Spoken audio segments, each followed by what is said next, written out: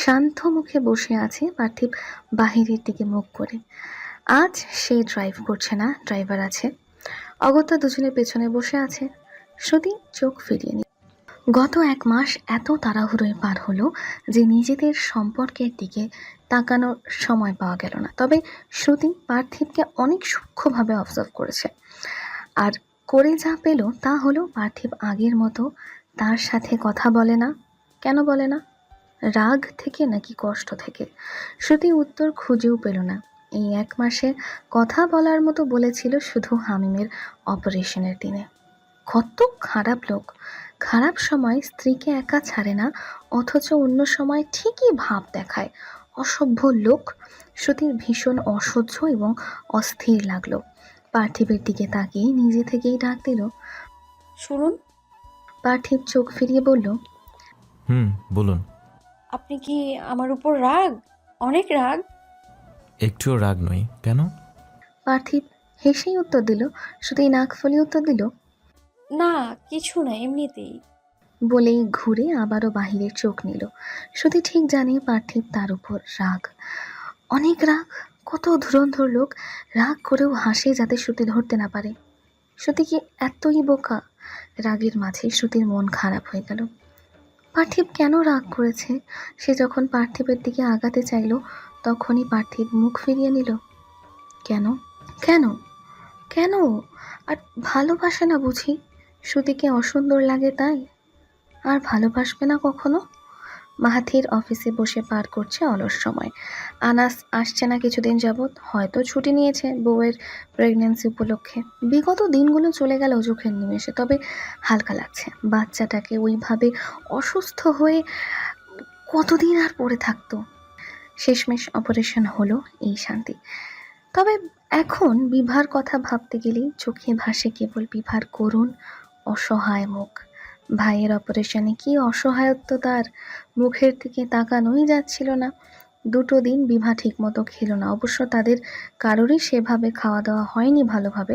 দৌড়ঝাঁপে অবস্থা খারাপ, তবুও পার্থিব ছিল, দুজন মিলে সামলে নিয়েছিল পরিস্থিতি।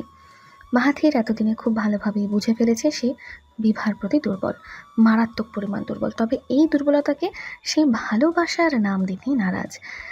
জেদ 2 প্রকার হয়, ভালো জেদ আর খারাপ জেদ। মাহাথিরের মধ্যে 2 জেদের মিশ্রণই দেখা যায়। তবে বর্তমানে তার খারাপ জেদ থেকে সে নিজেকে মানাতে চেষ্টা করলেও সে কাউকে ভালোবাসতে পারে না। সে বিভাকে ভালোবাসে না। এখন থেকে যথাসম্ভব সে বিভার থেকে দূরত্ব বজায় রেখে চলবে। এতে যদি সমস্যার সমাধান হয়, এতে যদি মাথার মধ্যে পোকার মতো ঝিঝি করতে থাকা বিভার চিন্তা দূর হয়। ভালোবাসলেও ঠিক ছিল যদি চিন্তা না হতো। এই চিন্তাটাকেই মেনে নেওয়া যাচ্ছে না। এত চিন্তা ভাবনা কেন হবে? ওয়াই? বাসায় ফিরে মাহাথির ভালোভাবে শরীর ধুয়ে নিল। হামিমের ঘরে যেতে হবে। শরীরে জীবাণু থাকা যাবে না, এতে করে তাজা ক্ষততে ইনফেকশন হওয়ার চান্স থাকে। মাহাথির ঘরে গেল হামিমের। তাদের মধ্যে বেশ ভালো ভাব হয়েছে। ঘরে ঢুকতেই দেখতে পেল হামিম শুয়ে আছে। তাকে দেখেই মুখ যতটুকু প্রসারিত করা যায় করে ফেলল। মুখে বালিশ চাপ দেওয়া, এটা ডক্টরের নির্দেশ ছিল। মাহাথির পাশে বসে হামিমের চুলে হাত বুলিয়ে দিল। কেমন আছেন লিটল ব্রাদার? ভালো নেই। সে কি, কেন? আমাকে ভালো খাবার দেওয়া হয় না। আমার স্যুপ সবজি ভালো লাগে না। তুমি কি খেতে চাও আমাকে বলো, ভাইয়া নিয়ে আসবো। আমি তরমুজ খাবো। মাহাথির তাকিয়ে রইল হামিমের দিকে। ছেলেটার কথা আটকে আটকে পড়ে সবসময়। অনেক কষ্টে সে প্রতিটা বাক্য শেষ করে। প্রথমে অসুবিধা হলেও এখন সে বুঝতে পারে। তবে এখন বুঝতে পারল না মরতুজ কি জিনিস।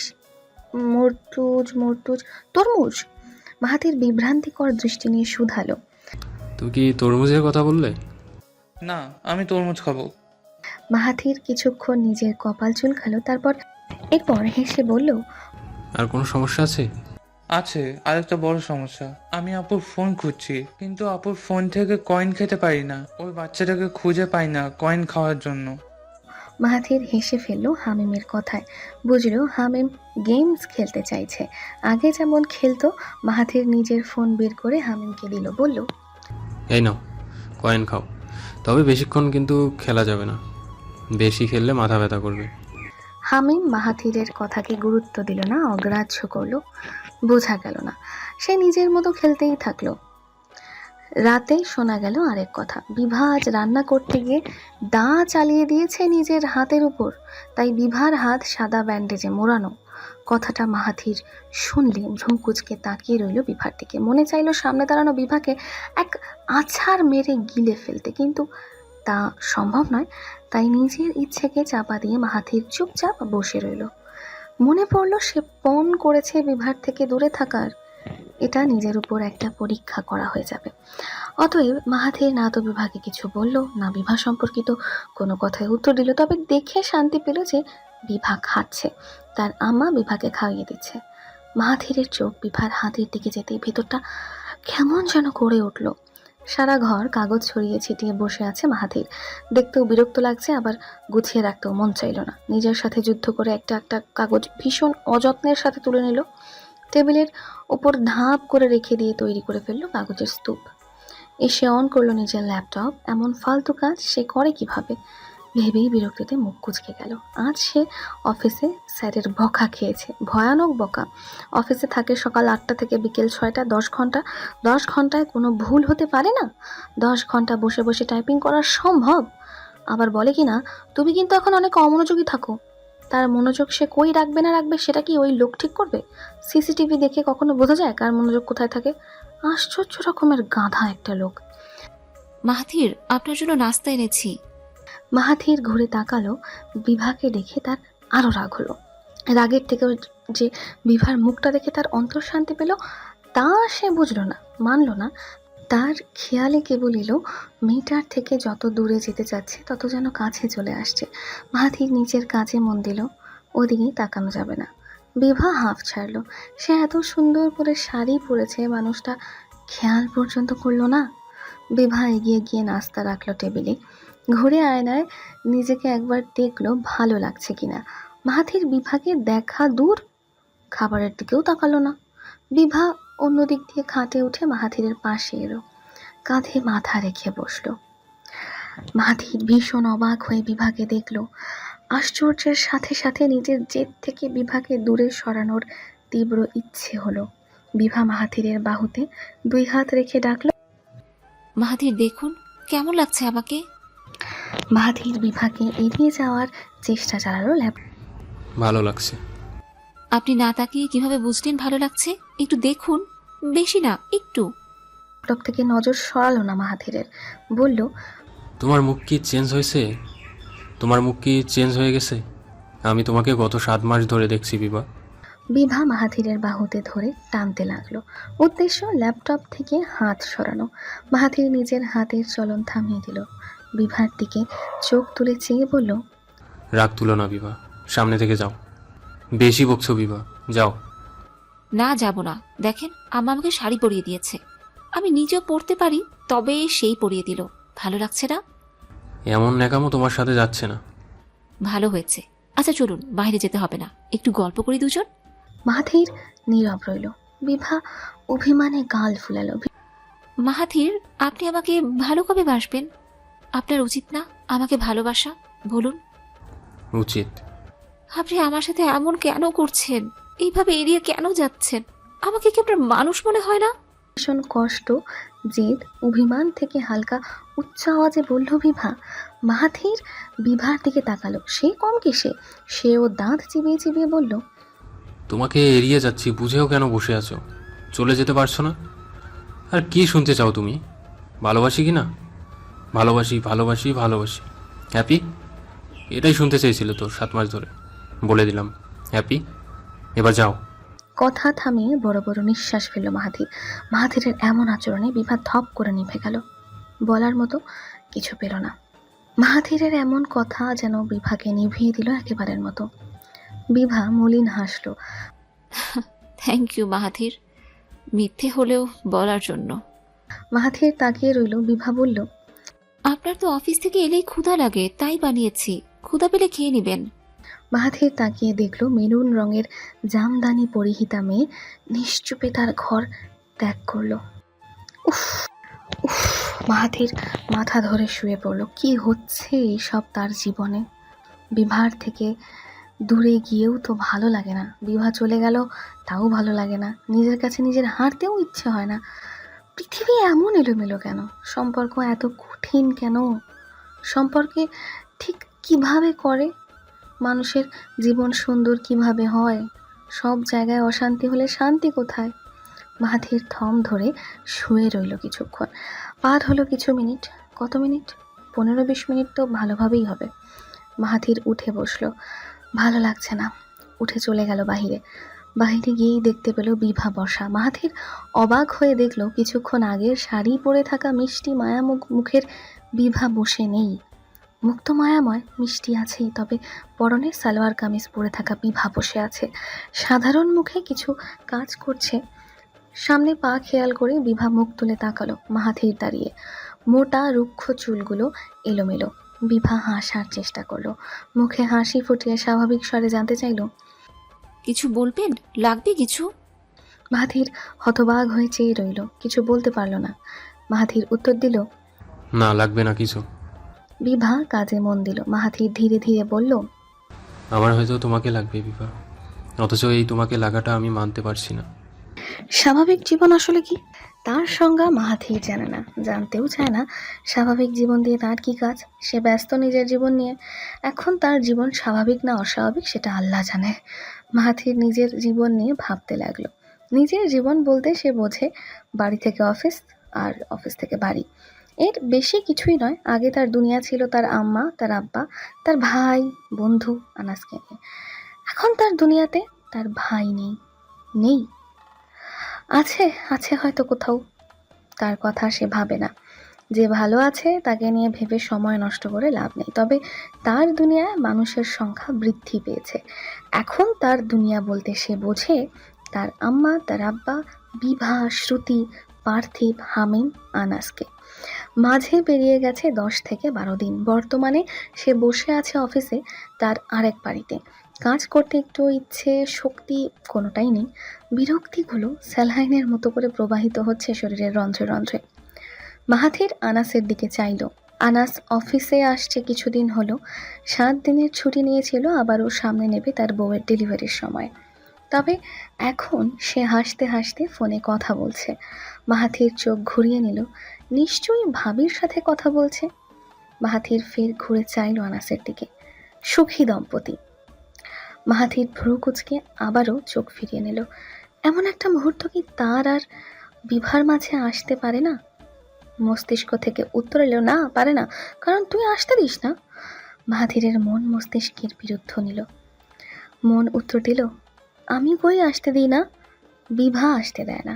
ও আমার সাথে ভালোভাবে কথা বলে না, তাই এমন মুহূর্ত আসে না।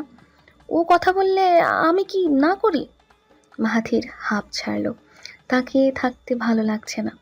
গত দিনগুলোতে সে নিজের বিষয়ে একটা গুরুত্বপূর্ণ বিষয় উপলব্ধি করে ফেলেছে, আর তা হলো বিভাকে ছাড়া তার চলে না, একদমই চলে না। বিভা কাছে থাকলে তার ভালো লাগে, কথা বললে ভালো লাগে, ওর দিকে তাকিয়ে হাসলে ভালো লাগে। এই যা, ওসব ভালোবাসা টালোবাসা কিচ্ছু নয়, নয়, আসলেই নয়। মাহাথির গতকালের কথা ভাবল।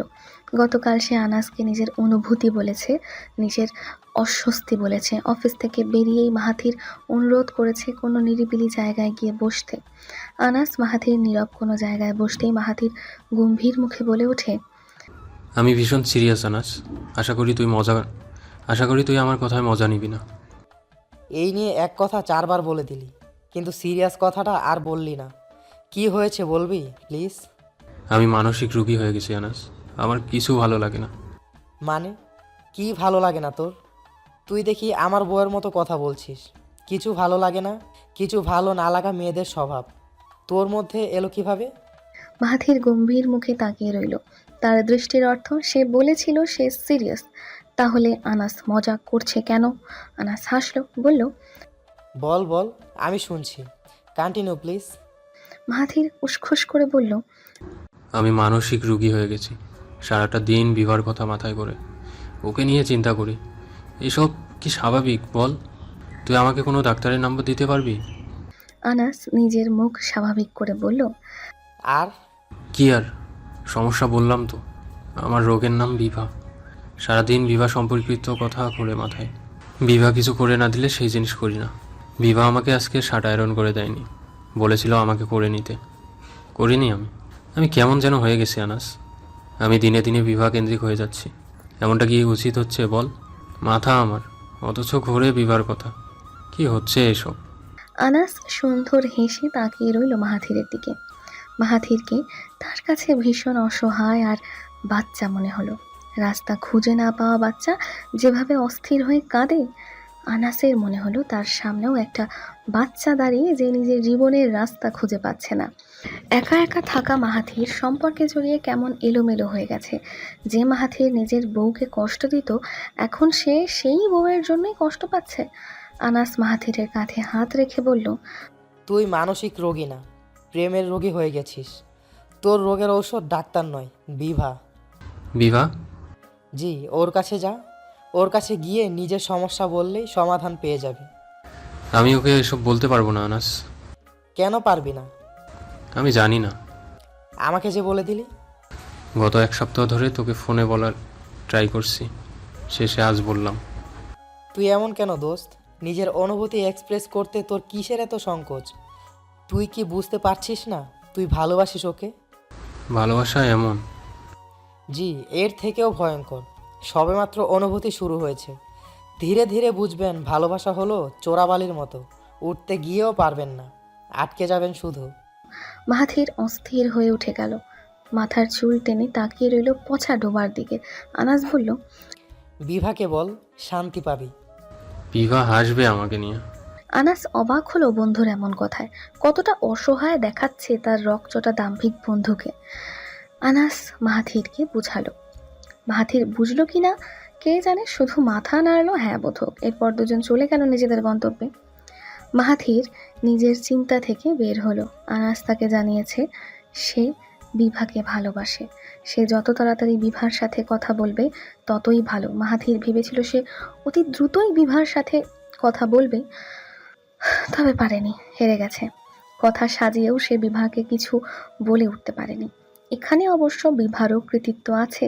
মেয়েটা তাকে এড়িয়ে চলছে কিনা জানে না, তবে অনেক কিছুই আগের মতো নেই। বিভা এখন তার সামনে আসে না বললেই চলে। শুধুমাত্র দেখা যায় রাতে, তাও মাঝে মধ্যে দেখা পাওয়া যায় না। আবার গত 3-4 দিন যাবৎ তার হাতে দুপুরের খাবার দিচ্ছে তার আম্মা।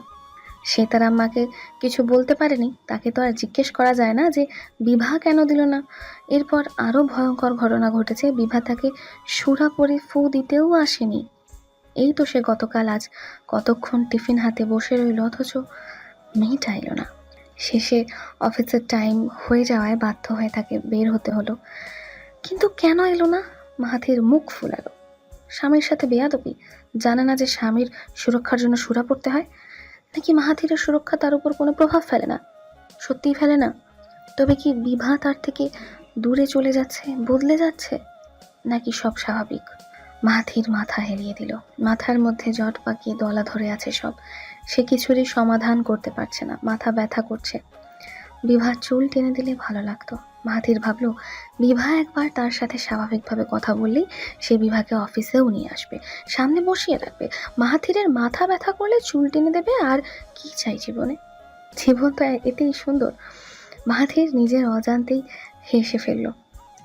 মাহাথির ঘরে ফিরে ফ্রেশ হয়ে নিল। আজ হামিমের সাথে দেখা হবে না, বাচ্চাটা ঘুমিয়ে পড়েছে। আজ বুকের সুতো কেটে এনেছে বিভা, সাথে পার্থিব। শ্রুতি ছিল।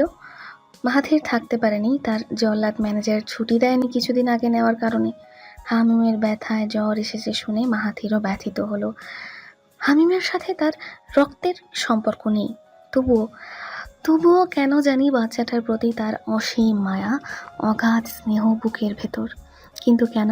যাই হোক, বাচ্চাটা সুস্থ থাকুক তাই চাওয়া। ভীষণ সুন্দর ছবি আঁকে বাচ্চাটা। সে দেখেছে।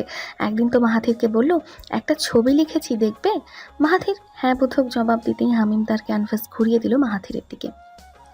মাহাথির দেখল একটা বড় ছেলে আর একটা ছোট ছেলে দৌড়াচ্ছে। ছোট ছেলেটা বড় ছেলের হাত ধরা, সামনে বড় বড় কয়েন। মাহাথির হেসে ফেলল। হামিম বলল, ফোনে তো তুমি আর আমি নেই, তাই এখানে আছি। এটা তুমি আর এটা আমি। আমার তো পা নেই, আমি গাড়িতে চলি, তাই তোমার হাত ধরে দৌড়াচ্ছি যাতে পড়ে না যাই। আর এগুলো হলো কয়েন, তুমি আর আমি খাবো, খেয়ে ভুট্টু হয়ে উড়ে যাবো।